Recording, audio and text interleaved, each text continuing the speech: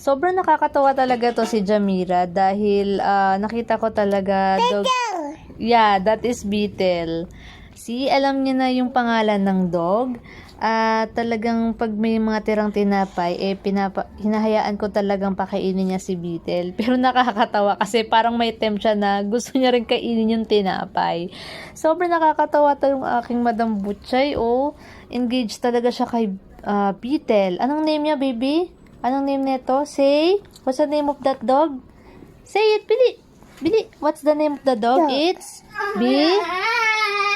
It's B. Eating. What are you doing? You are feeding Beetle. Yeah. So, ayan nga mga ka-faithful. Sobrang nakakatawa talaga to si Madam. Ayop! Natatawa talaga kasi parang curious siya. Gusto niyang kain. Sabi ko, wag, baby, wag. Ayan, nakasubok.